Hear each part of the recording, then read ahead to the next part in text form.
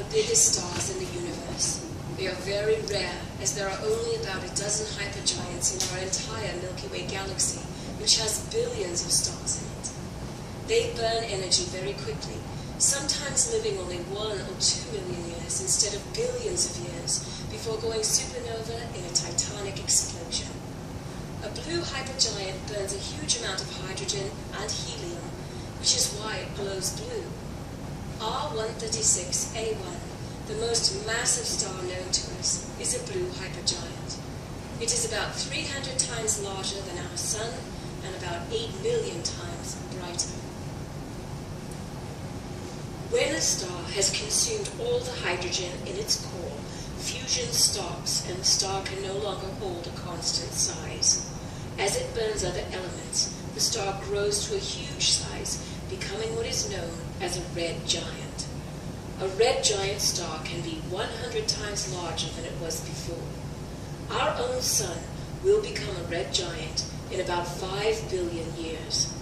The stars Aldebaran and Arcturus are red giants, and Betelgeuse is a red supergiant. When it runs out of fuel completely, a red giant will slowly collapse inward under its own weight to become a white dwarf. The perfect example of a yellow dwarf star would be our own Sun. A yellow dwarf's color ranges from white to light yellow. Among the stars in the galaxy, yellow dwarfs are bigger than most stars, except for the rare giants. The Sun is more than 1 million times bigger than the Earth and is made of 75% hydrogen. The lifespan of a yellow dwarf is about 10 billion years. Our Sun is about 5 billion years old. Eventually, a yellow dwarf's energy level overcomes its gravity and it expands into a red giant.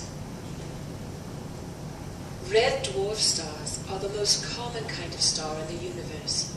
These are main sequence stars, which are stable middle-aged stars, but they have such low mass that they're much cooler and less than half the size of yellow dwarf stars, like our own Sun. Because of their smaller size and cooler burning temperatures, red dwarf stars are able to keep the hydrogen mixing around in their core, burning it much more slowly than other stars. Astronomers think that some red dwarf stars will burn for up to 10 trillion years, but they can't be sure, as our universe is not yet that old. Brown dwarfs are also known as failed stars. Normal stars, such as our own Sun, are formed over millions of years as hot stellar gases are swirled into a ball by gravity.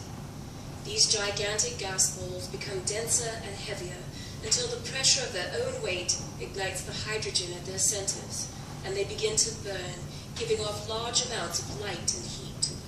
Brown dwarfs never achieve quite enough weight to ignite the fires at their core, and so they fail to become stars. Brown dwarfs are small and don't give off much light or heat. When a regular star, which has grown old enough to expand into a red giant, has completely burned all of the hydrogen fuel at its core, that star begins to collapse inward under its own gravity.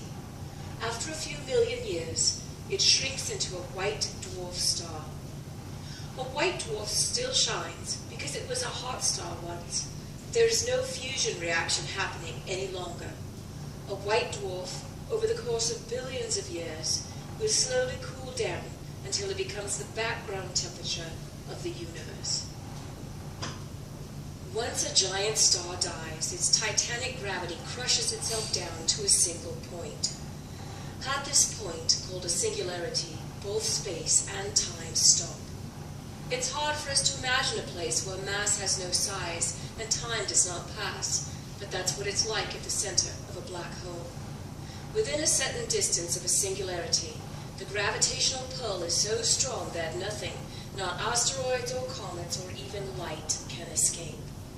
That distance is called the event horizon, and is the point of no return for anything that crosses it. Stars and planets at a safe distance will circle around the black hole, much like the motion of the planets around the Sun in our solar system.